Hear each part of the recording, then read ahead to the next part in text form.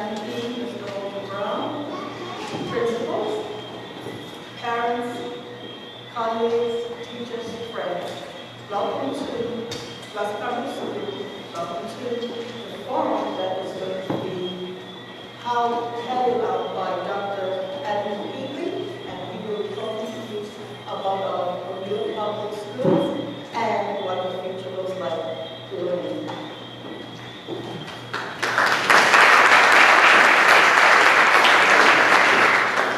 We all agree that I didn't need the microphone this evening, right? So let's talk about why we're here this evening. So I've been here a little more than 30 days. Every time I've had a microphone put in my face, I talk about parental involvement, right? And then people said, well, you know, you're saying the right things. Let's see if you back it up. I said I was going to come and listen. And truly, today is one of four forums where I truly want to listen. I have a little bit to say, very little, and then I want to hear from you. There will be some things that you guys identify that we'll be able to fix very quickly. But please don't walk away and think everything that you say tonight will be fixed tomorrow. It's a process. But I'm going to talk to you about what I believe in, what I'm looking for, what I expect, and then lastly I'm going to ask you, I want to say 3 questions about you all and how we can support you all in helping us help your children. I'll sit down, you'll ask the questions, I'll respond. We'll take them, if you're kind enough to write them down, we will then catalog them, we'll type them, we'll put a response to them, and put that on the internet for those who couldn't make it this evening. It will feel like they were actually here. Is that okay with everybody? All right, anybody disagree with the process?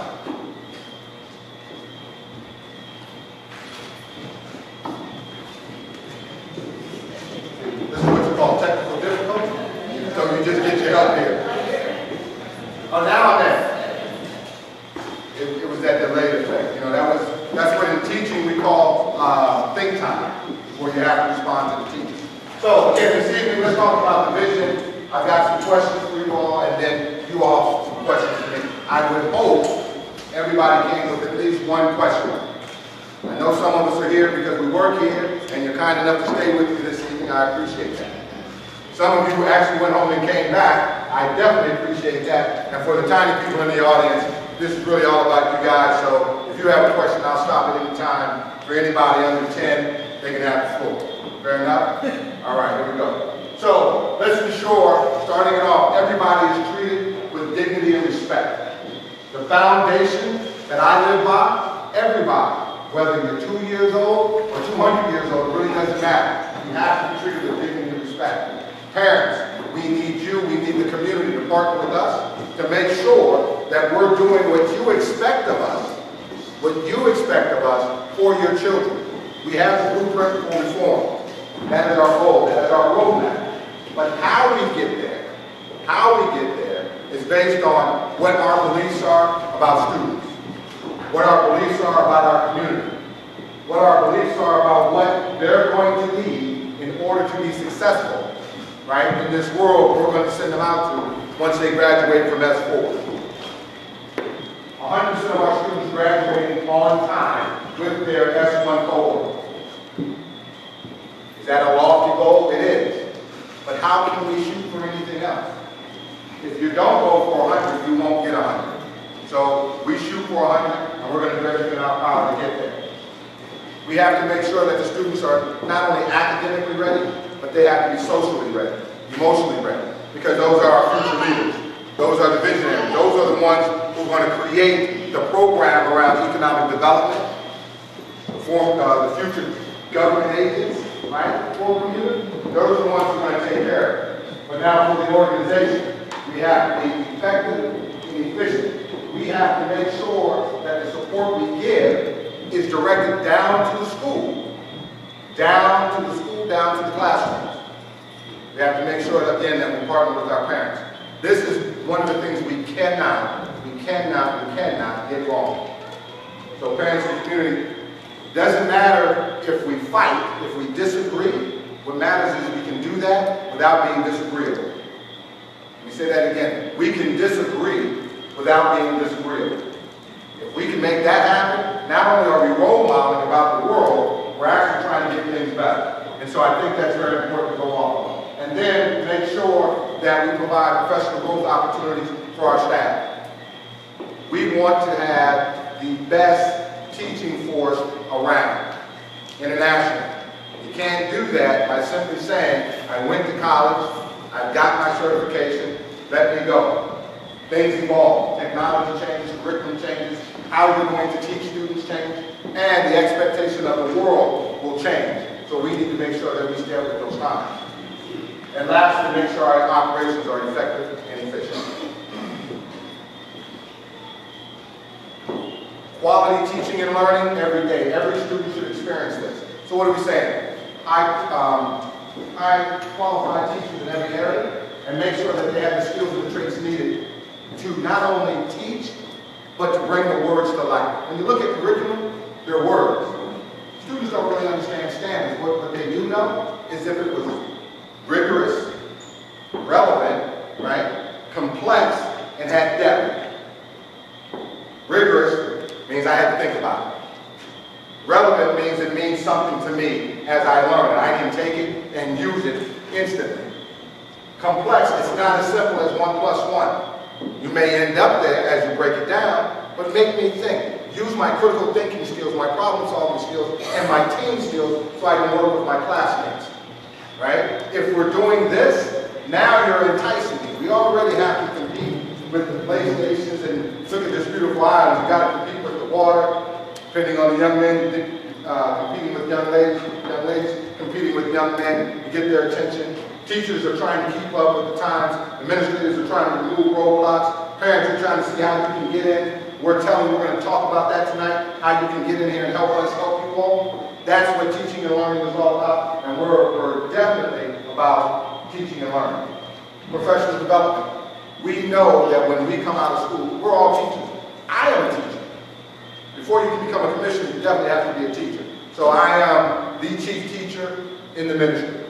I am the chief lifelong learner in the ministry. So I will always attempt to get better, not only at my craft, but how I live my craft. This is, for me, this is my ministry. Right? So I take that serious. So what I do, I advocate for children. I attempt to lead educators to make sure that our young people get everything they need. I attempt to lead parents back into the school, one, to hold us accountable, but two, to partner up. Because we all know, parents, your job for us is to make sure that they're socially ready, emotionally ready to come to school, and we'll reinforce that. But when we make sure that they're academically ready, when they come home, we need you to reinforce that. Now we have a team. There's no way that they can get away with saying, I didn't get any homework if you're opening up the book bag. I think that's very important. And if they come home and say, Teacher X said this, Mommy, Daddy, that's not how you taught me, then you need to have a conversation with that teacher. Period. Just that simple. We will handle things as you bring them. Again, go back to that first slide. Only thing I want to say is dignified and respectful. Right? We don't have to agree, but dignified and respectfully, we can handle any issues that come up. The last thing, accountability. Accountability starts and stops with me. In the Ministry of Education, and don't get me wrong, I'm not taking away from the minister, not taking away from the yes, but I'm talking teaching and learning. I will be the one handing out the key performance indicators. At the end of the day, my team and I will hold teachers, administrators, and ourselves accountable for those. Parents, you will hold us accountable. More importantly, when we get the grades and the results of our students and demonstrating their proficiency, that is holding us accountable. Those things lead to what we're doing. Some key steps to understand accountability starts with me. It's based on our beliefs. I believe that every child can learn. It's kind of like a garden. Now this one's new. I stole this one off TV, right? But if you plant a garden, right, with flowers, they all don't grow at the same rate. Nor do our students. But to be that master gardener, if you want to put your garden in a show, you got to make them all look good. Right? No matter what the height is, they got to be well pruned. They got to have nutrition in their soil, right? And you've got to care for them. But that's a classroom to me. That's a classroom. We don't get to pick the students we get. But guess what? we make it look good. And if we don't do that, then we have work to do. And we'll continue to do that until we get it done. The community, the ministry, the educators, and every adult has to take responsibility for this thing we call education. As Terry Cox said, however good she is, she can't do it by herself. Dr. Edmond, outstanding. He can't do it by himself. Ms. Open, I have several principals, deputy principals, stand up for me, let them see. Let them know that you're here.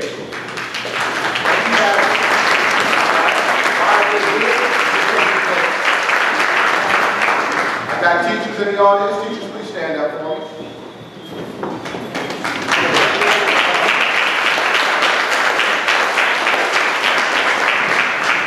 Ministry officials, please stand up.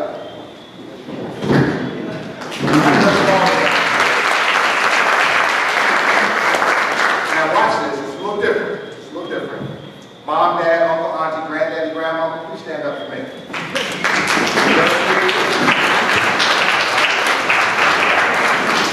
Let me tell you why that's important to us. We can talk about parental involvement all we want to, but until we invite, we're taking a chance. So once again, please hear me. Every school on the island, part of the ministry, can't speak for the private school, but that's okay. For everybody else, aided or maintained, we are inviting you. If you don't come, shame on you.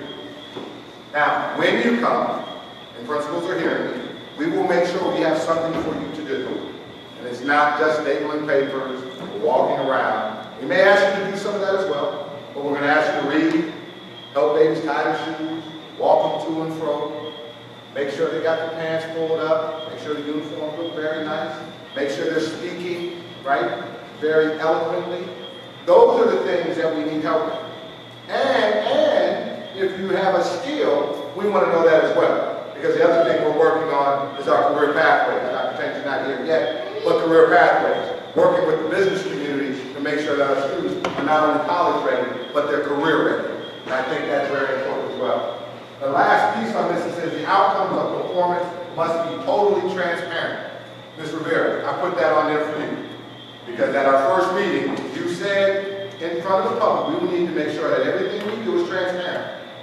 I'm committing to that. We will create a data dashboard that you will have access to. If you don't understand it, we'll make sure it's in layman's terms. But just like I know Ms. Rivera, I've never met her before until I got to the island, but she came to every forum we had so far, so now I know her. We are here, right? As long as we're transparent, she's going to be all right. That's what we're committed to doing. Now, parents, grandparents, auntie, uncles, big brothers, big sisters, here's my question. How do you want to be involved? So when you come to the microphone or you write your questions out, I need to know how you want to be involved. Secondly, I need to know what you need from the schools and or the ministry to get involved and be successful in helping us help your children, our children, my children, be successful. It's easy. I'll take this one from my dad. It's easy to complain. The difference between complaining and providing assistance is a recommendation. So if you have a question and you're angry about something, just add a recommendation and then it's not whining. It's not complaining, right? It's actually helping. And then everybody else, make sure you ask your questions and give a recommendation anyway. All right. Then the last question before I sit down and I open the floor up to you all, what are our next steps? So when you say, here's how I want to be involved, here's the support I need from my schools or my ministry, and here's the next steps we think we need to take. Those of you who have been to the forums around consultation, you've heard me say this, so you're going to hear me say it again. We can't fix what we don't know is broken. We can't be everything, nor can we be everything to everybody. But what we can do is we can advocate for our children. And that's what we're here for. So this evening is our turn to listen to you. Someone told me at the forum, well, you guys always come out and talk to us. So this time you get to talk to us. How about that? Any questions before I sit down? All right, now, what I need is like any place else, I need that first person to step up and ask the question, then I think the floodgates will open. Mr. Jermaine Trott has pencils and 3x5 cards, just in case you're not comfortable standing up and asking your write it down, and Ms. Kyrita Conyers-Steve will read that, and we'll answer. If I don't know the answer, I will not guess. I will tell you, I don't know. I'll have to get back to you. If you leave me your name, your number, and or an email, I'll get back to you. Or you can just wait until it comes on the internet. Either way, it's okay with me. Dr. Tank, I gave you a great intro, man. You didn't show up. They don't like when I do that when they come in. But Dr. Tank is in charge of our career pathways. So if you are part of the industry, you probably will be hearing from him soon. All right, where's my first question? Come on up, sir.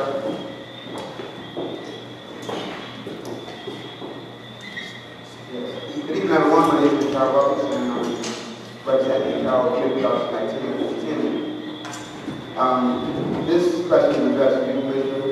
Congratulations on the votes. Good evening, everyone. Let's see everybody. I'm not here alone. I'm probably here for a number of people. So, when I was being traveling my book tour, I came across a group of recruiters from university. One of them was Mark Zachariah, the other one was Chris Washington. They're a part of a coalition that educates university to more skills around America. So now I'm part of that coalition. It's called good.org. Online, check it out. Which they represent programs. And what they realize is that very little incentive from putting programs in America in middle school, high school, or grade levels.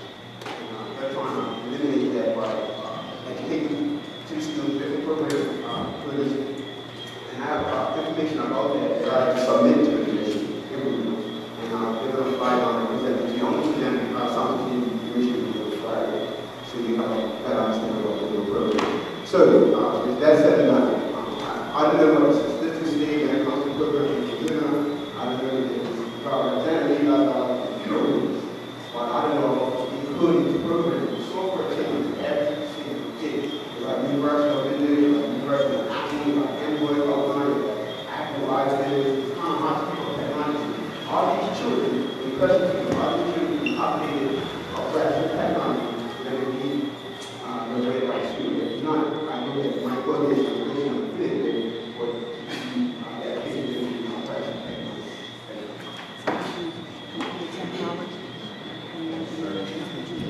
So the question is, will our young people be able to keep up with technology as technology evolves? That's what I took from the question. The answer is yes. We're not there yet because there's certain things. Dr. Matthews telling me we're in the post-laptop era, right? Our young people aren't using laptops anymore. They're using smartphones. They're using iPads. They're using Chromebooks, right? So until we can get to the place where we can say to our young people, bring your devices to school, and we'll show you how to utilize those for the betterment of your education. We're going to get there. We're just not there yet. But on another note, tell your coalition we want their information. I don't really like the Miami Heat. I'm a Laker fan. But for free, we do anybody, right? All right. So yes, we're definitely going for that thing.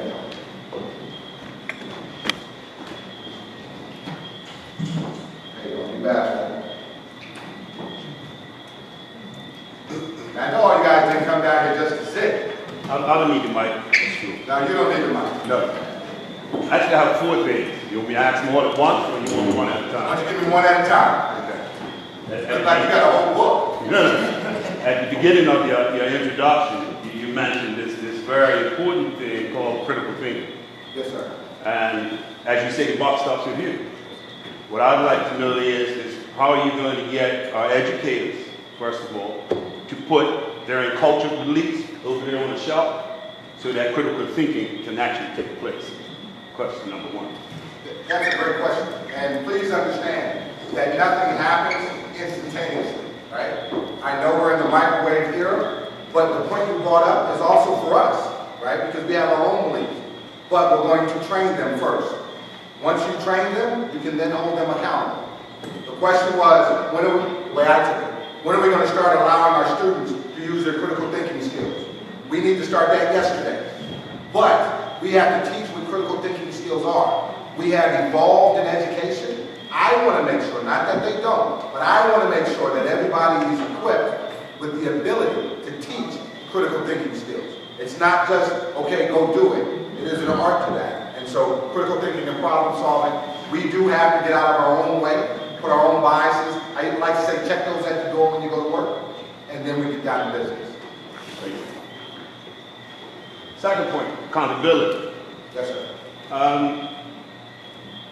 I think this ties into probably my fourth point, and I'll probably get to the fourth one. Principal and educator transfers, Okay. right?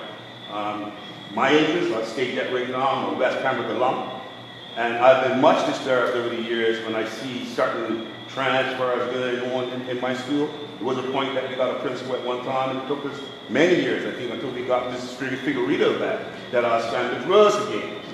And I wish to know why does the department continue to poke around the successful programs in schools, especially where it's concerned, where the principal is successful, she has a very successful team, and that team is doing very good within that particular school. Why disturb? So then we get back to now the schools that aren't, and really the schools that aren't should not be accountability for that underperformance lie with the principal.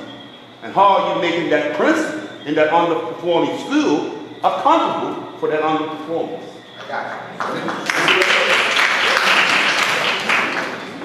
Let me see if I got you. Let's start with the back end first, if I may. So accountability. Everybody is accountable to somebody, right? So the first thing is, again, we go back to professional development, qualifications, skills. We have to make sure they're there where we want them to be. Then we have to be very clear on our expectations.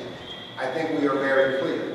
I think teachers have been or will be told by principals what the expectations are. I can tell you because I told them, the principals, what my expectations are. I will tell the team what my expectations are, and I will hold them accountable.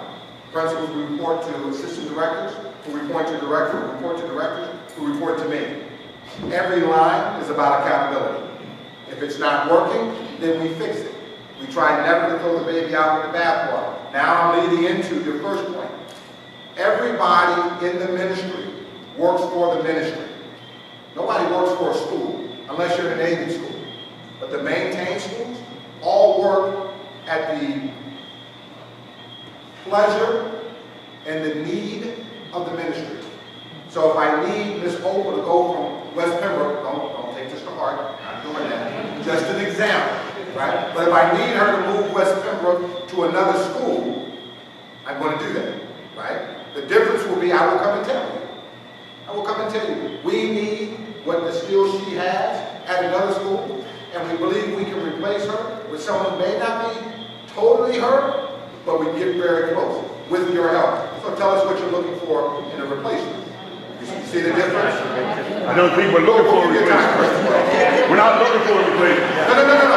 Remember, I said just an example. Yeah. I want y'all to turn back my tie, you know that.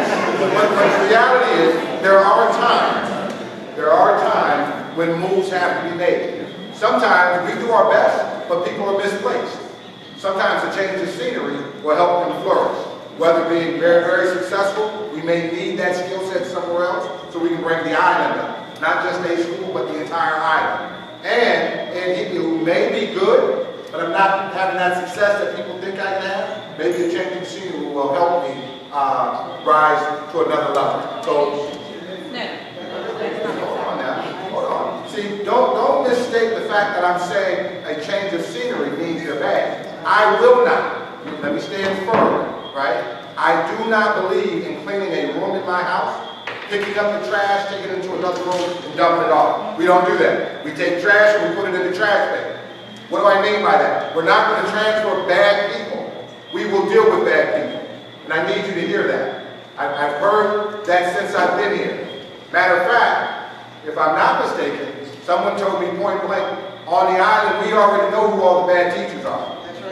So if you know it, and we know it, then we can fix it, right? Now, be careful. And I said this to one of the people who made that comment to me. What happens if it's your next door neighbor, your cousin, your sibling, girlfriend, boyfriend, whatever, right? It's a different conversation. But if they're bad, they're bad. And we need to deal with it. I'm standing firm. I don't want you to think I'm waffling. I'm telling you, we will not transfer bad teachers from one place to the next. We will deal with it.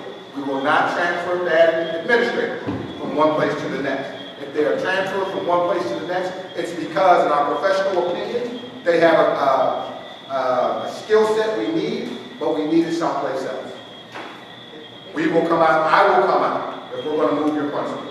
I will come out to the PTA. I will come out to the community. I will say, won't do that every year, but this year, I made a commitment. I'm coming out to tell you. Other years, Dr. Lou, Dr. Simmons, somebody else may come, but this year, because we want to make sure that I role model the expectation. I'm coming. So if I don't come and say somebody's moving, as far as your administrators, then they're not moving.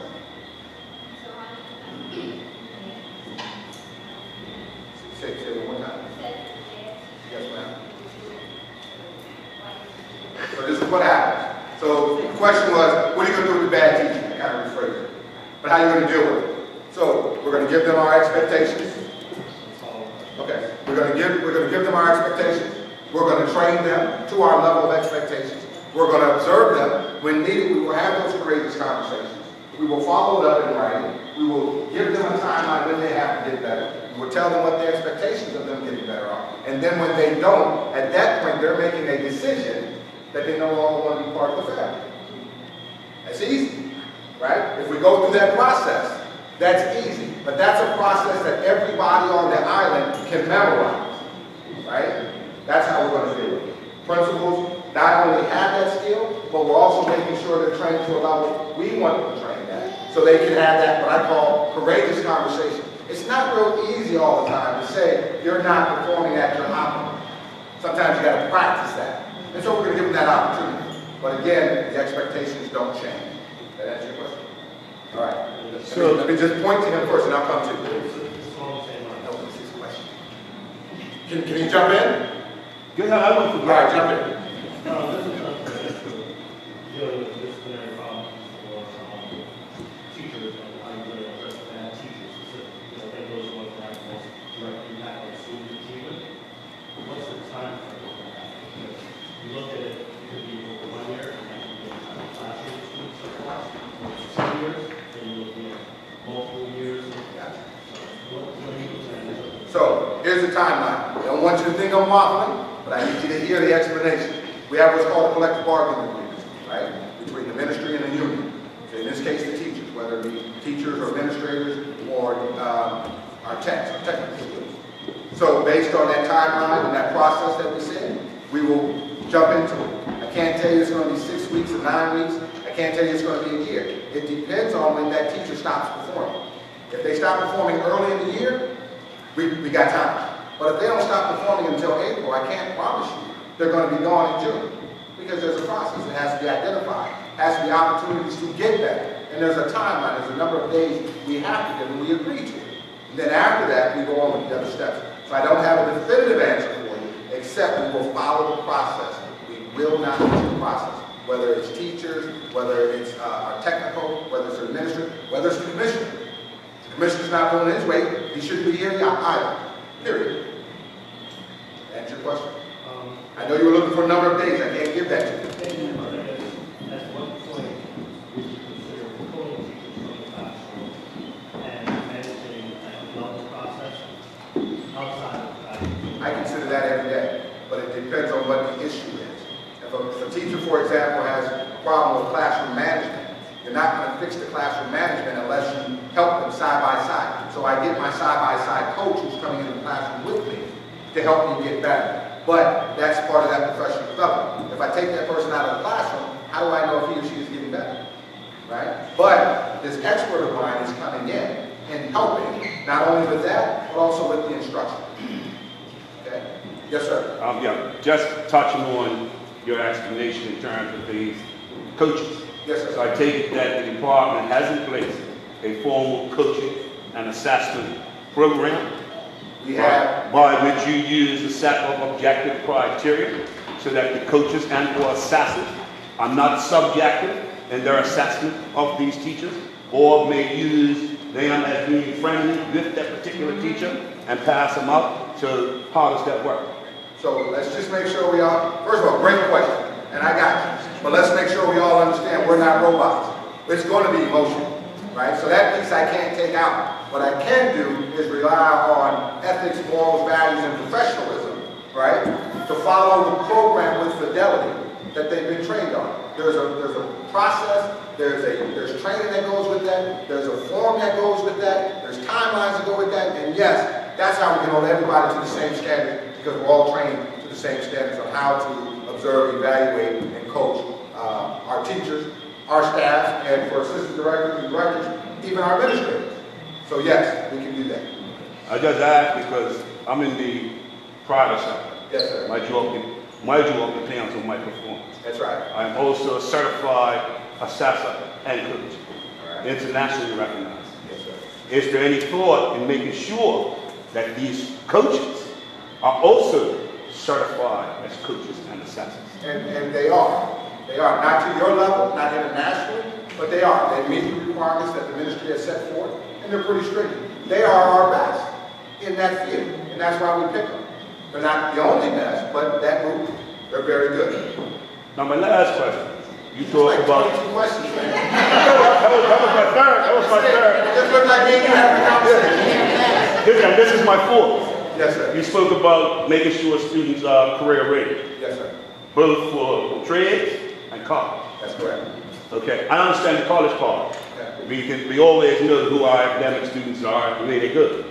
What I want to know is has there any thought been given that when students leave primary school and get to the middle school stage, are we in a position to sit down with the parents, counselors, students to determine that what trade this child may wish to get into, and two, to ensure that it has math and English when it graduates at GCSE level or whatever they call it now. So that one thing we know, they have a certified trade when they graduate, and they also have an internationally recognized standard at English and math. Let the clap go on. Look, I'm just telling you, I need some of them claps too, man. All right, so your question is, can we do that at the M1 stage right now? No, we can't. We will be able to, but right now that conversation is happening in our senior schools, right? Again, Dr. Tanker, raise your hand for me.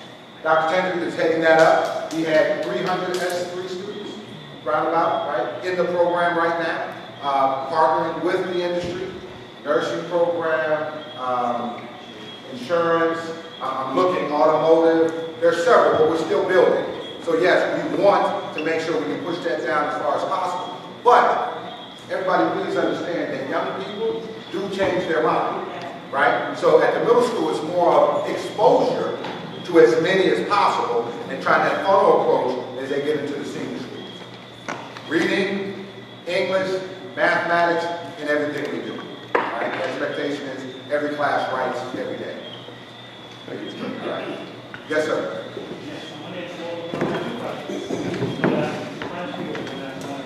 Well, he took 30 minutes to ask us one question. The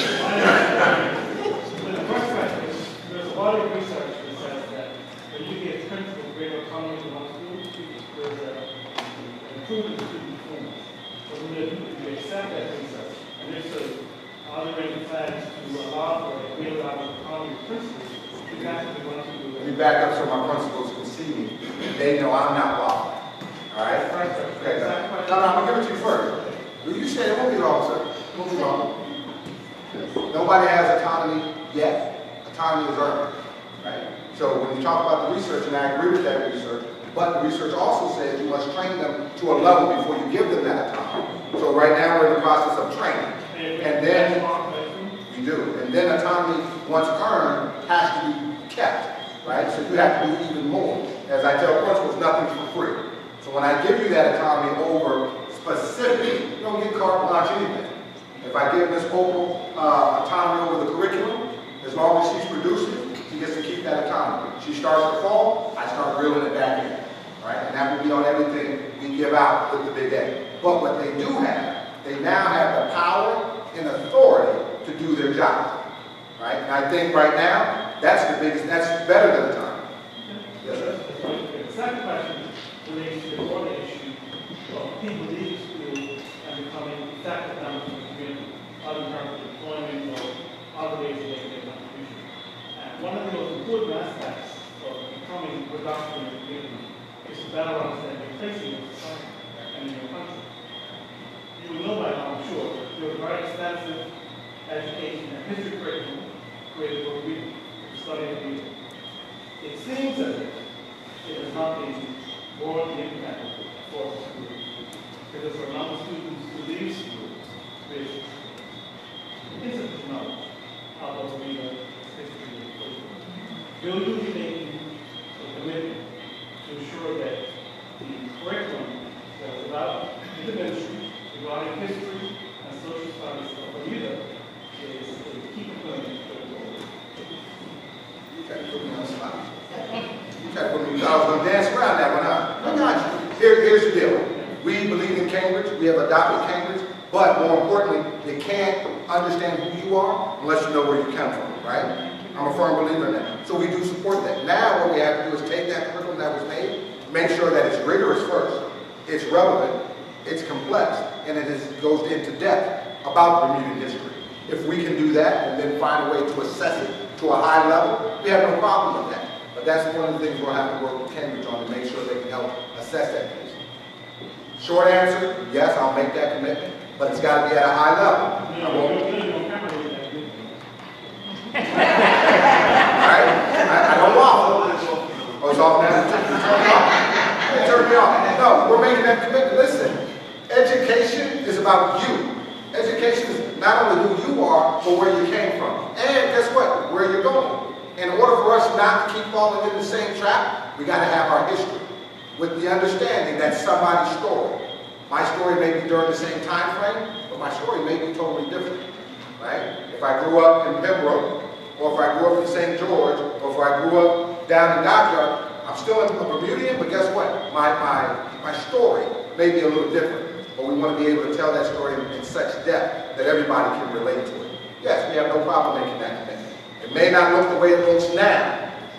I'm still on camera, in case you try to get me, right? It may not look the same, but yes, we have no problem. We definitely support that. Woo, went through that before. Oh, okay, make these ones easy now. Make these easy. Mine's probably the easiest one. Yes, ma'am. I'm interested in the enrichment program Yes, ma'am. for students who academically are able to, like, high five and go. And we have support veterans who may have challenges in the language of math, but I like to know what we have something consistent from all primary, middle, and high schools. If my child transferred from one school to another, she would be in that enrichment program. She needs to be in it because I know teachers are busy teaching different values of life that happens. But I think my child would probably be able to benefit this program. See, like if I was a teacher of this class, I just bring you to the front of the class right now, right? Because what you're talking about is common curriculum, right? Common support. Guess what? Yes, Ms. Wainwright is our education officer for gifted and talented, but I've also added into that enrichment and after-school programs because we want to have those programs ourselves. So yes, your answer is very easy. Yes, ma'am, we will. We're not there today, but we're working on it. All right? Don't ask me for a timeline. All right? But we're working on it. All right? Each day we're getting closer and closer. Yes, ma'am, in the back. He slid to his book. Recently, there was a film that was showed at the BUEI and it's called Hidden Colors. I mean, you heard Hidden cost? Colors. Hidden Colors. And it pertains to our people coming out of Africa. And the amount of intelligence and what our people brought to the America and the other parts of the world, I think it's a good movie that can be introduced maybe in the last year at elementary, then 1 year during middle school, and then into the senior school. Because our children are leaving school not feeling good about themselves. And if they were to see what it was like back then and the amount of intelligence that our people have and what they brought to the table and how they help these young people to look good. And they were behind the scenes educating them. I think we do a lot of them.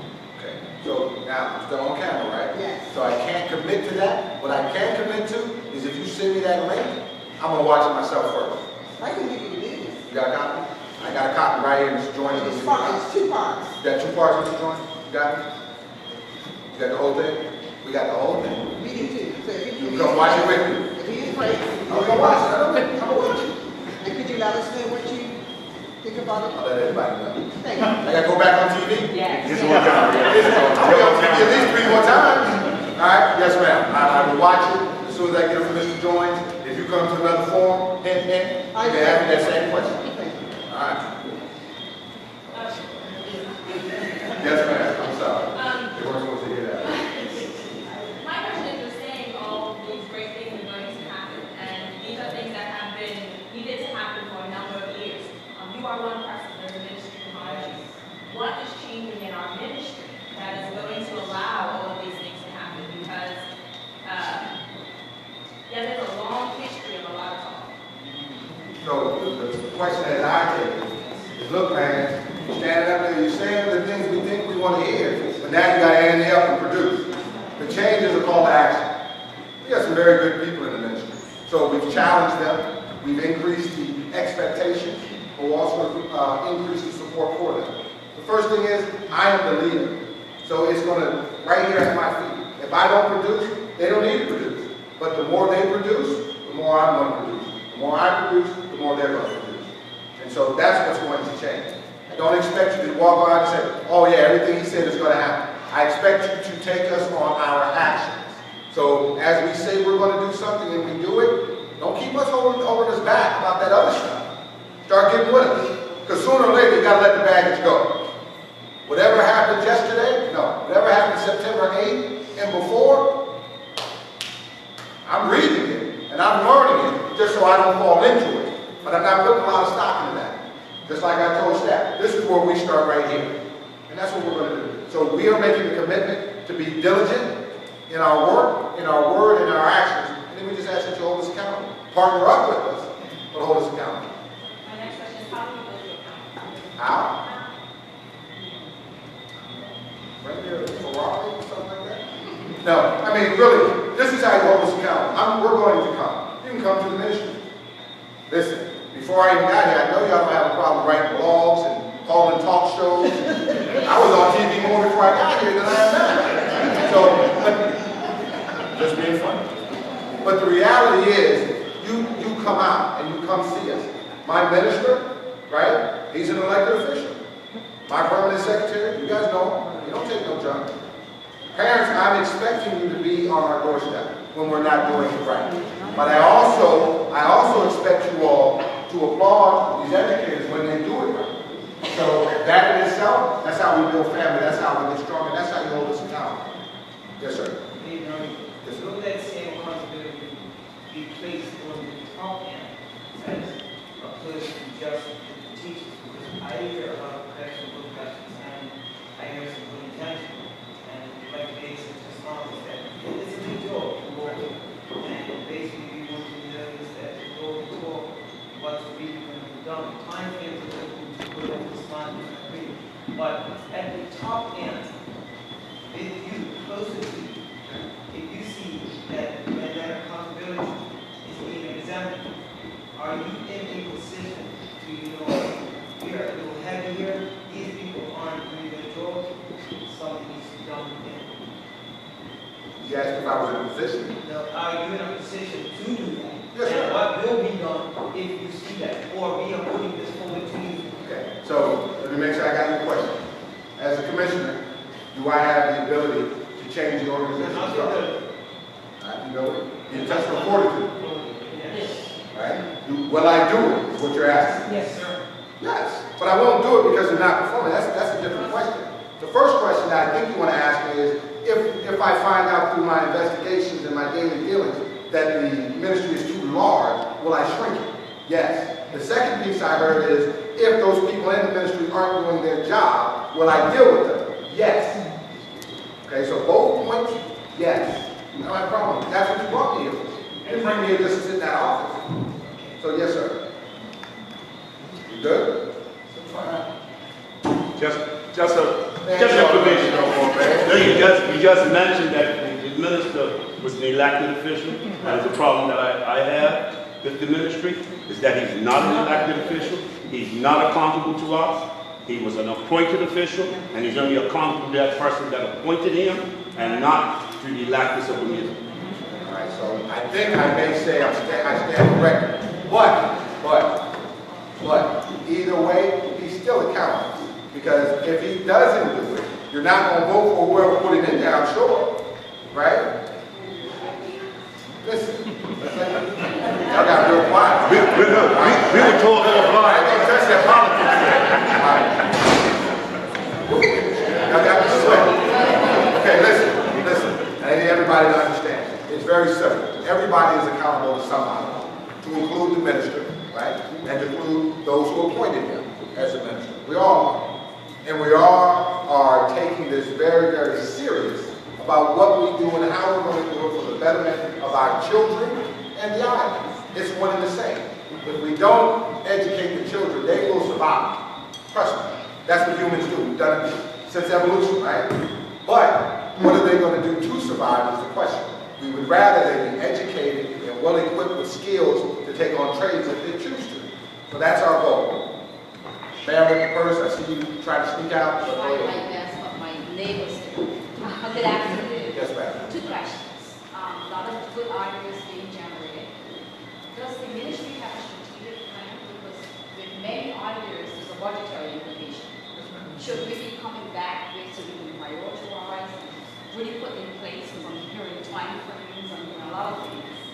Is that the next step as well in the ministry? We currently have the blueprint for reform. Okay. That is kind of our strategic plan as I stated. If you remember, the blueprint reform is a byproduct of the Hopkins report, right? Correct. So that gave us our direction. One of the things we're currently doing is going back in and taking a snapshot and saying, where are we now with the blueprint? The process then will be, once we tell everybody where we are and how we got there, then we have to revise and update that plan. And we intend to do that every 12 to 18 months. So yes, ma'am. Thank you. And my second part is succession planning. As it comes to every level, whether be a principal or deputy principal.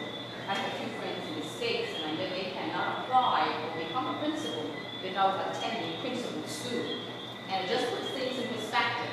Educationally, there's a clinical component as well. Any plans or thoughts about that? Because I'm sure you're familiar with that. A little familiar, I'm just kidding. Actually, Ms. Trott, our senior human resource manager, has already started that process to develop those programs. We will chime into those programs, but you're absolutely right. Succession planning falls on me. We've already started that process. As I review the organization structure, as we review, revise, and update job descriptions, right, we're also looking at the succession plan. Right? And that will be done for deputy principal upward. Right? So it won't happen this moment, but it is in process. Right? Come by, I'll show it to you. All right. All right, man. Come on, man. You just asked like 6. All right, go ahead, sir. I guess the first question. Did you write it down? As a follow-up to the, I guess, what this gentleman was saying is, you have a plan, a roadmap, or something like this, that, what do you consider your milestones for success over this coming year, or the next 3 years, or the next 5 years? What are your expectations? What can we expect to see going forward? You'll see increased efficiency, effectiveness. You'll see increased parent involvement. You'll see increased professional development. You'll see making sure we stay within budget. You'll see a higher quality of teaching and leading. But I guess the words that have milestones, you have to have some sort of measure. I have those, but you just asked me like, what about my pocket? I can't do that. But we'll publish it, right? This is what's going to happen. So remember, I'm still on camera. So what's going to happen is as we finish reviewing the structure, tweaking the structure however we need to, updating job descriptions, people will be put in place, and then I will hand them the key performance indicators. Those are my milestones. My milestones have already been laid out and agreed upon between myself and the Board of Education, the permanent secretary of the ministry. You can see those as well. I don't have a problem with that. And then that's what you'll hold me accountable for. All right? Next question is this, in terms of... He's got 6, write it down. He's got 6. You mentioned efficiency. Better use of electronic resources. New and public school system, started Q1. And one of the things that I'm finding difficult to manage is real, transition for me, based on where she moved with her preschool, is just the notes that are coming home. Single parent, and so the households are divided. Managing that information back and forth between myself and mother tends to be difficult. Why can't those things be sent out in an email?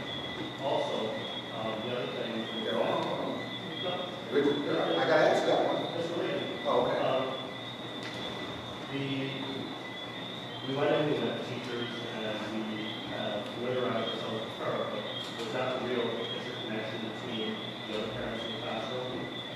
Are there any plans to connect them better and have those classrooms that parents can be better resources to each other as well? Let me take care of the first one. That second one, you got me off guard. I thought I was ready for everything tonight. You got me off guard with the email list, right? Can we do things through email? Yes, but that's like a teacher generated. Can we mandate it? We probably could, but I don't think we should. We're all not technology savvy yet, but that's the goal for all of us to catch up. But you can get on Power School, and we can also share notes that way. So that split household, we both can get on. Principals can give you your login. Yes, it is. Hold on, wait a minute. I can brag now. I can brag now. Mr. Shaka, stand up. Mr. Mike, stand up. Hey, let me just tell you, these two gentlemen right here, don't say it's not ready. They already did. They got it. They get this contact the principal and get your login. It's not day one. It's like day 30 something now. Okay, then make sure you call your principal tomorrow. Who's your principal? Oh, look, you're on TV now. I'm not going to say it. I'm just saying, turnabout's fair play, right? All right, go with your next question, sir. Last question is about PTAs. What do you see as the vision for PTAs in schools? There's been some discussion in terms of whether there's the management units in schools or various functions of work or do they exist in the current form. What do you see as the role of public school system? This is the one I'm not going to address, and I'll tell you why I'm not going to address it. Because there's a consultation process going on with that, and that's why I waited until we had a break before I came out and did these. I'll ask you to come back out when the minister comes out, and he'll address that for you, okay? I just trying to keep mine separate, if that's okay. Yes, sir, you got a follow-up. Just quite quick, notwithstanding all the changes that were being proposed in front of administrative agencies, we do not agree that the overriding concern has to be an improvement in student performance, and that is the singular manifestation of the success of everyone and improve the student performance. I'm sure you agree. And if you agree, what performance measures are you working on to indicate that increased performance? See how you try to back into that question? I'm sure you will agree. I'm sure you will agree. What happens if I don't agree? Now, I do agree, right, that at the end of the day, our student performance, not on a test, but the whole year long on multiple measures, is the key. But let's back up for a second. Let's talk about how we get that success through student performance. That's why we're having this forum right now. Because parents, grandmother, grandfather, auntie, uncle, big brother, big sister, you have to be part of that equation, right? It's easy to be, I'm from America, you know that, so I talk about American football. But it's easy to be the Monday morning quarterback and talk about what happened in the game yesterday. I need you in the game today. Now we are teammates. We're not talking about what you didn't do and what you didn't do and I got you this and I got you that. We're talking about how can we improve. So when you talk about measurements, again, 100% of our students graduating on time, college and career ready. That's the only goal we need. That's the only goal we need. College and career ready, 100%. When you start as one, 4 years later, you're walking across the stage with a diploma to go to any university you want or get in any career field that you're ready for, right? That is our expectation, but we need your help, right? So hopefully that answers your question. You've been very quiet, ma'am. Yes, ma'am. I love being part of this. I really think it's great I see the question, how do you want to be involved? I'm not a teacher. And I think, speaking to all the parents, if you're involved, if you're here, you're doing something and you want to be involved to some extent. So maybe the question is the parents that are here, how do we get the other parents involved? How do we get the parents involved that maybe don't feel important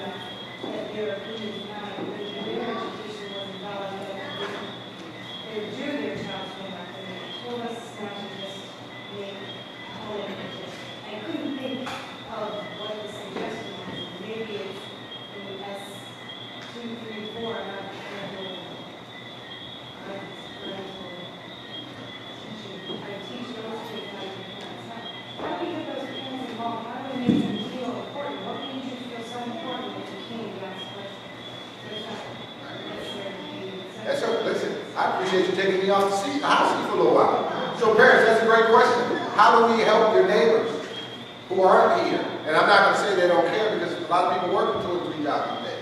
But we still need them, right? We need them to understand how powerful their involvement in their child's education is. So the question's been posed to you. How do we do that? Yes, sir. I'm not sure the answer to that question about bringing parents in a classroom together by email, but I think that would be one way of doing it. Okay, so the email tree. Yeah. Okay. I know the parents in my child's classroom, and I'd love to know them. You know, we can talk about the problems that we have. Okay, so we've got creating email trees. What else? Because if they're not here, are they going to check the email? Are they going to know to check the email? Facebook, so social media, right? Social media may help. What is it? Facebook, Twitter, Pinterest, that new thing. Yeah, that thing. Yeah, all of those things. What's that?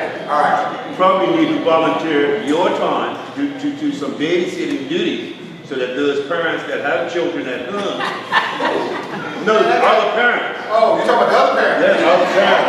I'm just checking. I got volunteer their time to do some babysitting so the parents that cannot normally get out because of their home responsibilities can get out. Maybe, okay, I like that. Maybe that's something we can help with. I'll keep my eyes out. Y'all pass the notes. Yes, sir. Thank you for the elementary schools, system of classroom for parents,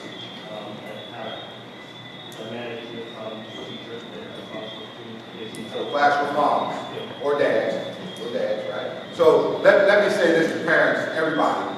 So I know historically, no matter where you are, when your children are in primary school, you are right there. You're holding hands, you're walking to class, you're coming to eat lunch.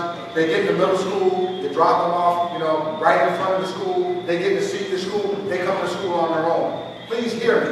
We need you as much or more when they get into middle school and senior school than we do in primary school. We need you in primary school, just like you are. But we need you to stay with us all the way through. Yes, ma'am. Maybe if the parents, you need to communicate first and foremost regularly, not just once a month, and not just tell people, listen, we want you here at such and such a time. Maybe we need to communicate with them all to find out that it's a thing that most of them can make it. And then the communication with the parents, they need to know that while their children are running the streets, sitting out there 7 o'clock mornings, because I see them when they drop them off and they just drive off like it's on Christmas, that we have young gentlemen and some of them that are looking for foot soldiers. And when I say foot soldiers, in the drug trade, and they start at children when they're like 8, 9, 10, because they can convince them that by giving them $5 and giving them $10. And maybe these parents realize what their children are up against when they decide, oh, I'm not getting to a meeting, well, I'm just going to leave them to their own fences and you can let them up. Because there are going to be a lot more killings. We don't even see them sitting on the roads anymore, but they kill them. So now they're going to recruit some more, and they are recruiting. Because one of my neighbors found out that there was a certain drug dealer in this Cambridge area that was getting ready to solicit her son. And she had to take matters in her own hands. And that was just a recently. So maybe they need to be prepared for that. Great point. Yes, sir. You have a question? Yeah, I just want to interject on what this young lady was stating. I'm going to speak for both sides, parents and the ministry. I really think that the ministry has a lot on their plate and there are a lot on their agenda moving forward. The parents, as far as parenting is concerned, has nothing more to do with the ministry. I think that we as parents, have to pray. So I noticed that we didn't pray when we came in, and we should look at God first. You know what I mean? And I have seen no prayer of any sort. But I think that when we pray about issues or situations or any level of degree, that God can deal with that matter. We shouldn't put the responsibility for the kid because somebody's selling drugs. You know what I mean? I'm just saying. But I wasn't saying that. No, I'm just saying that they need to be reminded that you have to meet that that's just what's going on. I'm not saying well, you know what? How long drug trafficking and drug use been going on since? It's worse than it's All right, so let me see if I can help out. Hold on. see if I can help out. Can't let this go away. It's right, I'm right on TV. So, mom, dad, grandma, granddad, uncles, and aunts, please understand we need you in the schools. We want to make sure that our young men and women aren't being recruited into the drug trafficking thing. We want to keep them in school. We want to keep them in positive things. We can use your help, and we'll do our best to come from this end. All right. Yes, ma'am.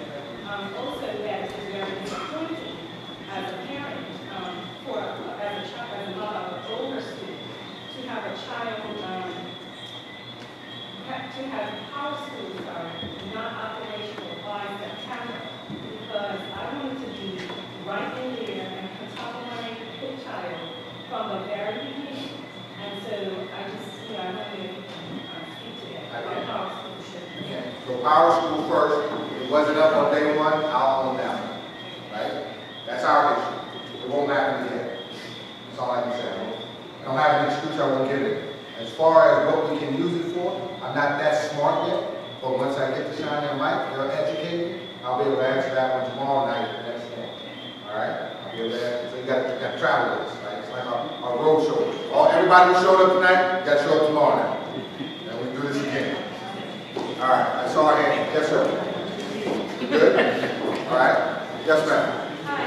Hello. I wanted to ask a question twofold. One, how do you plan to grow the middle school model that we're in right now into high school? Because I think there's been a bit of a drop-off between what they learned up until primary school. They kind of missed the whole middle school education part, and then go into high school, and then kids are going in, they can't eat properly. There's not a lot of drop-off. So how do you grow that into the model that needs to be all the way through? So let me back up for a second. Sure. So I want everybody to hear me. I know I'm on TV, so this is good to get my message out. We need to stop blaming middle schools, because it's not a middle school issue. It's an education issue, right? So I just want to say that up front. I know middle school gets a bad rap, but here's one of the things that we did in review. When we created the middle schools, we didn't look for middle school certification. We took primary teachers, we took senior teachers, and we hoped like heck it was going to work. So now what we're doing is we're training them up. Now, to get to your question specifically, that's what we're going to have to do. We're going to have to train them up, right? I said the primary principal, I need a little more. I said the middle school principal, I need a little more. Guess what I'm telling the senior principals? I need a little more. And guess what they should say to us? We need a little more. So it's a team thing. But guess what, mom, dad, grandma, granddad, uncle, aunties, big brother, big sister? We need a little more from you as well. But the easy answer is we have to train them to the expectations we have. And we're committed to doing that. So you're going to keep the same model going through? Middle school? Yes. Yeah, there's nothing wrong with the middle school model. We just have to get it right. Nothing wrong with the model, right? We have to understand that those years are valuable years. The young people are in a different space at that time. And it takes very, very unique, loving, and understanding with a strong arm to handle those young people to make sure that they're focused on teaching and learning. And we just have to train them up. Yes, ma'am. I believe the model's fine. The second question is that now that the UK has changed their... Say that one more time. The UK, the Cambridge system has changed yet again. How do you keep morphing that into the teachers and keep them up to date, because as of June, they changed it yet again. So from that point of view, all of the teachers in primary school and middle school are still getting to that point to try and pre-train to get to the point where the kids in high school can take their GCSEs and everything. How do you, because that has changed yet again, how do you then start all over with the teachers? That's, training is evolutionary. I mean, Oh, absolutely, but you're already getting to that She asked me a point. question. Yes. She asked me a question. So training is evolved, right? Yes. It doesn't matter, the curriculum's going to change. It's supposed to, right? But we have to keep our skills up. It's about the ability, right, to entice young people to do more than they ever thought they would do with the curriculum. The reason teachers are so special, they make words come to life. That's what it's about. It makes every student in there part of that lesson. That's really the key. Do our teachers have the power, right, to entice young people to go beyond their wildest dreams? Doesn't matter what the curriculum is. Doesn't matter what the standard is. It really doesn't. Whether it's Cambridge or something else, the issue is still the same. College and career ready. Critical thinking skills, knowing how to read, knowing how to write, knowing how to speak, knowing how to comprehend, knowing how to get along with other people, right? That's really what it's about. Yes, Cambridge is our curriculum of choice, and as they evolve, so will we. Does that mean we'll have to retrain from time to time? We should be retraining anyway. So we just hold it right on in. We think we're going to be okay. You guys will be the judge of that. Hold us accountable for that. But yes, we're going to, even if they didn't change, we're going to have refresher courses anyway. Because we're all about pedagogy, we're all about scaffolding, we're all about reaching kids where they are. We're going to educate kids from where they are, right? Some of us are still stuck trying to educate kids from where we are. So we're going to change that paradigm. And that will help us as well. Okay. Is that a question or are you going to respond to? See, didn't I tell you he was good? Stand up, sir. Okay, ma'am. Here's a question about Power School. Just to help their parents about Power School, the whole redevelopment of the parent portal is about bringing about more accountability, and you will see those types of questions that you've asked about the teacher having that information in there. One principal has already started today at a school where he has working with his teachers to ensure that that information is in there on a regular basis. So for instance, you may not see grades for, if I'm teaching a new concept as a teacher, you may not see grades for that particular subject, such as, say, for instance, math, because I'm teaching a new concept. But the teacher can put an assignment in there to say to the parent, over the next week and a half, I will be teaching, or we will be learning time and so forth, or distance and all that. But you know that over the next 2 weeks they're teaching a concept. And at the end of that period, then you start to look for grade. And you know that every little piece of paper or little assignment they send home is just trying to help them to get that time before they do their end. So the principals are getting very involved in that process. And the other thing about the pool is instantaneous. It's instant. So every time you look at it, if a teacher changes a grade right now, you look at it, you refresh your page, that grade will change right in front of you. So there's no delay in the Can I just speak to that? For me, while it's very important to have the grades and be able to see the grades and how they're doing in the class consistently over a time period, I would prefer to know that what they're working on in class is this, and that these assignments are coming on. Because to me, when the grades here, it's too late. It's too late. So if we could have more of that, then I would appreciate that concept even better than to have the grades here. The grades would just confirm, that I knew what color it is. And that's why we did it. So the teachers and the parents and the child have a conversation on how you're doing on this concept that's being taught. So we're working diligently with the teachers on giving the parents as much information as you can.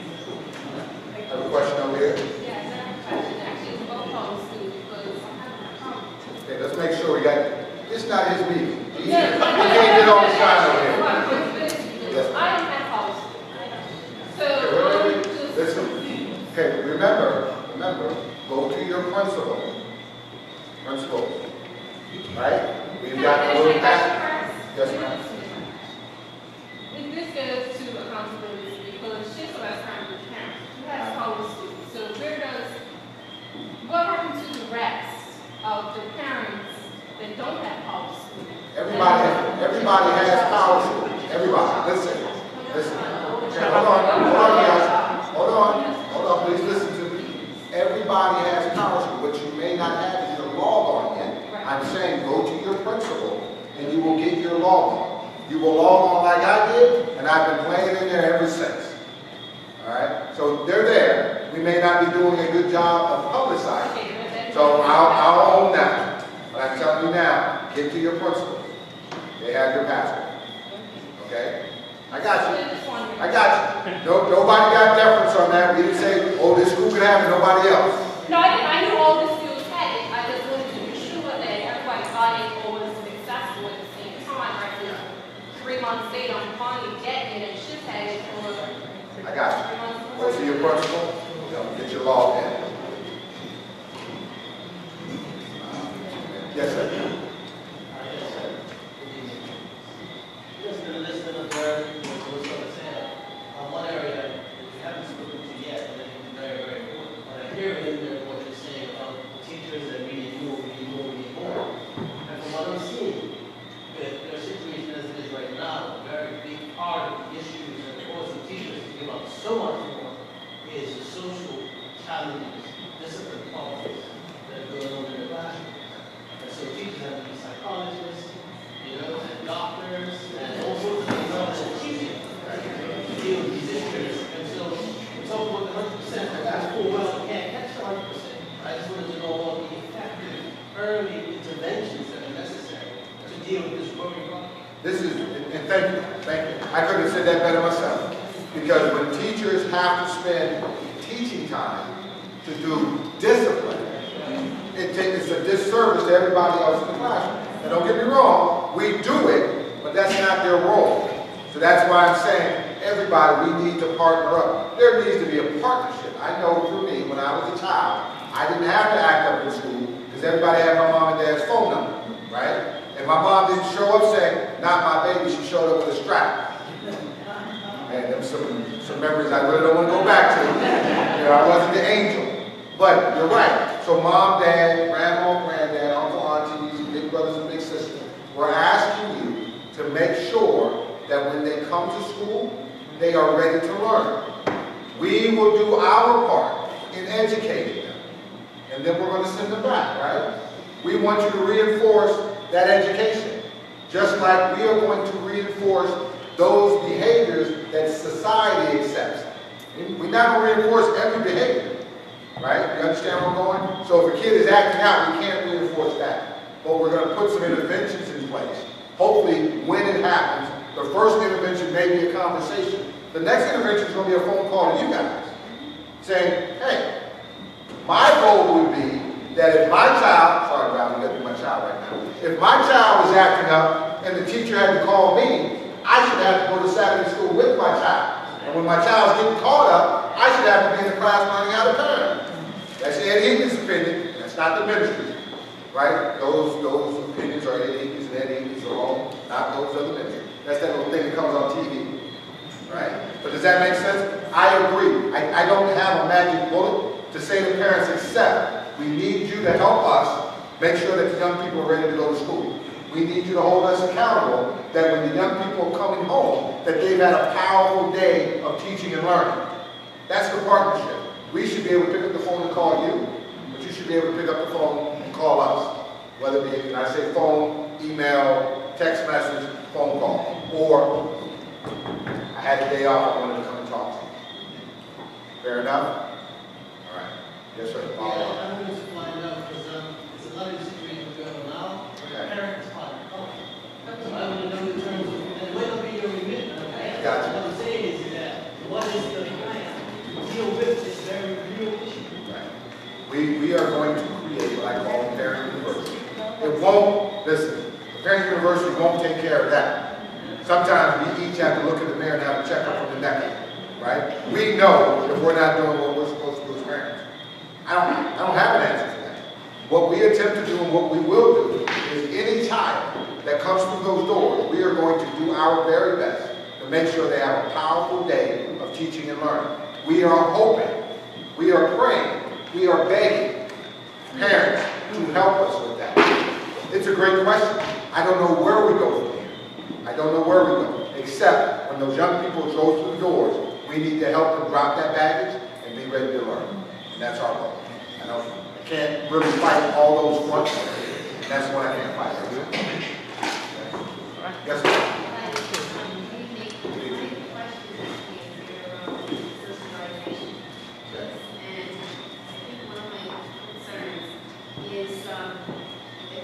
Correct me, anyone in the room, but my daughter is moving from primary 6 to middle school. I'm concerned about the socialization that goes on in middle school. So I hear, and so from what I understand, from other people telling me, well, this goes on in middle school, and kids socializing, and in middle school there are multi-levels. You know, there are kids that are at different age levels. So I'm just wondering, is there anything in place that kind of, I don't want to say shelters my child, but in a kind of, I don't even know the expression to use, but, you know, how do you just want to make sure your baby's taken care of. How do you make sure that your child is not other than what you teach them from home, but at school, you can't be there with them at school. So who is in place at school to ensure that your values that you teach at home is being reinforced? And also, primary school, my child is a very good primary school, and right now the counselor comes in every so often and does little check-ins or whatever she does with the children. Is that going to carry on in middle school? And if so, how consistent is it? It does carry on, it is consistent, but let me back up for a second. If you think the school is unsafe, I need you to go to that school. Because sometimes what you hear is not the actuality. But no, I'm not saying the school, I'm not saying I'm hearing the school is unsafe. Okay. What I'm hearing is that in middle school, the environment is different from Right. primary school level. In middle school, we have kids of older ages, so they're exposed to a lot more. You have kids who are more proficient. I see you're making it sound like I'm going to take Ed Heatley, the underperforming principal, and move him to your school. That's not what I'm saying. We're not going to move bad principals. But Ed Heatley could be a primary or middle or a senior principal, and I'm misplaced. I should be at a different level. I'm still good. I just need to be at a different level. So pick me up, move me over to this level, and watch what I do. I will shine. Right? That's part of our professional responsibility, to observe, evaluate, and put people in the right places so this entire island will be successful. So that's the goal. If Ed Heatley is one of those principals who needs help, we'll get them help. Principal, deputy principal, rector, commissioner, teacher, paraprofessional, custodian. Yes, everybody's going to get the same opportunity to get better. We're not about moving bad people just to move bad people. Okay, so why did Ed Heatley needs to go? Then he's got to go. When he Remember earlier I talked about that process? Man, you guys kind of tough, man. You get a bad eval, get out. Can't do that, right? The goal is, even in the private sector, there's a process. It's called due process. Everybody has rights. Right? That's all we're saying. We are going to protect the right of the good as well as the bad. Everybody has And rights. that process is a warning, a written warning, and out the door. In the private sector. Listen, the private sector maybe, right? That's not the process. The process is very clear. It does talk about counseling and warnings, professional development, timelines, expectations, observation. Listen, our goal is not to fire people. Our goal is to help those people with these jobs get better. And in the meantime, listen, remember I talked about my coach, my side-by-side coach? If I'm not up to, we're going to get help even in the classroom. Guess what? Just like that garden, we all don't mature at the same rate. I may be bad today. Give me a couple weeks with a little training and support. I may be the next rock star. But if after all that support that I get, I'm not there, then let me turn my keys in and go find employment elsewhere. Yes, we are there. For that, we're on the same page. All right? Tables on How many questions? That was my first. Oh, you just went, that was your first? We're gonna have the conversation. Go ahead, man. My second one is, we had a report done, Who had a report done? years ago on the Department of Education being top heavy. And I can't remember all the exact, but Hopkins report. Did you come late? Did you come late this evening? Yes. Okay, so let me. Let me just finish. In the Hopkins report, they said you were top heavy. You said somewhere once I came that you're going to reevaluate and whatever, and sort whatever the recommendations were. So what happens to the same 20 years that you're going to leave on in the department? What happens to them? You say come by, and you don't need them really because the survey was done. So, suggestion: can they be put back into the school system, and then help? And that brings us to assign each one of them a school. We never get the blind. They need the money, just like you need. Or cut the pay and make them work for the money and bring themselves up. We can do that. We can do that. I'm on TV. Listen, I'm hearing you. I'm hearing you. Listen, let me just say to you 1 second, man. Let me just say this to everybody. We hear you. I love the recommendation. All right? Our goal is to make sure every educator has an opportunity to be great, because we know that teachers specifically make the greatest impact on a young person's life when it comes to teaching and learning. We know that teachers need support. That's why we have administrators. That's why we have mentor teachers. That's why we have coaches. That's one of the reasons we have professional development. But guess what? That's also why we're here tonight saying to parents, we need you involved as well. But yes, to your specific recommendation, I got you. I hear you loud and clear. And I'm reading and watching. Okay. I got this young lady right here, and then I'm going to come to this young lady. This young lady will be my last question. All right? It's 8:30, man. Y'all should, listen, you let them ask 20 questions apiece, man. All right, go ahead now. Yes, ma'am. I have a problem with the time kids will be problem with the also position for in school. So it's always in the fall. And then it's quite fun. But I've also been an extra for activities. And I really wanted to talk that. I think this is not after school people. I'm big on extracurricular activities as well. We also know you can only squeeze so much into a school day, right? So one of the things we're doing, I believe we have a meeting tomorrow, where we're actually talking about graduation requirements. Because we know the longer you sit, that's what people do. They start throwing stuff, try this, try this, try this. We know that. But we also know what universities want. We know what the entry into the industries, we know what they want. And so we have to create a package that's going to be good for everybody, right? Because today, I may be looking at a trade. About a year from now, maybe children will have been saying, you know what, I think I better go to college. We still want to make sure they're prepared and that they don't have to go back to get trained to go to college. So your point is absolutely right. Let's make sure there's some other things, extracurricular, sports, band, music, arts, I got you. And that we don't try to pile so much on that young people don't even have time to breathe. And we can't do a good job of teaching it anyway, right? Yes, ma'am, you understand? Got one more question. Yes, ma'am. Thank you. I did start. All right, go ahead. I'm asking that skill sets be given or identified when teachers are transferred.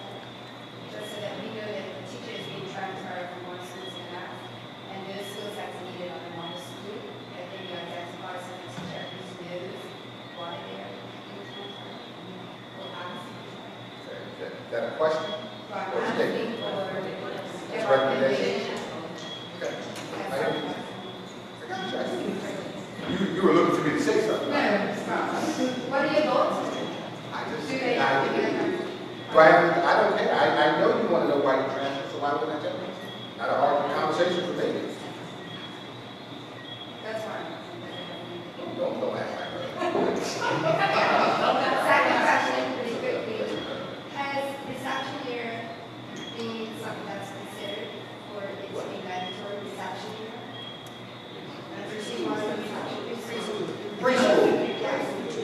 language I know. That's Cambridge. Okay, what is it? Cambridge has a section here that's in between preschool and primary one. Have you seen gaps that have been noticed in between? So they have already moved into their system. I'm listening. I'm listening. And there are some requirements that are not held mandatory to preschool. So they are not mandated. So we're wondering, you know, for children coming in at all different levels from different preschools. So ask if that's not Consider it. All right. I can't answer that one right now. I got to go back and get smart. I need people to help educate me on that. All right. So listen, everybody. Thank you, thank you, thank you. But hold on, don't move. Because, you know, at times, certain people come out just to support you. My deputy chair for the Board of Education, Ms. Kim Wilkinson, please stand now. She has been here all night. Thank you very much. There is no way we will get better unless we have people such as Ms. Kim who volunteer their time and get involved. Volunteer their time and get involved. Parents, grandma, granddad, uncle, aunt, big brother, big sister, next door neighbors, I threw a new one in. Next door neighbor, we need you here. We need to partner with you. We want you to partner with us. We want you to come to the school. If we're not doing what you think we should be doing, don't come start yelling. No, ma'am. I get you after. Dignity and respect is what we ask and what we will get. We will disagree from time to time, but we should be able to disagree without being disagreeable. This is number one. I thank you for your time. I thank you for your patience and for the wonderful questions, even the 20 and 30 at a time. We appreciate that. Thank you all very much.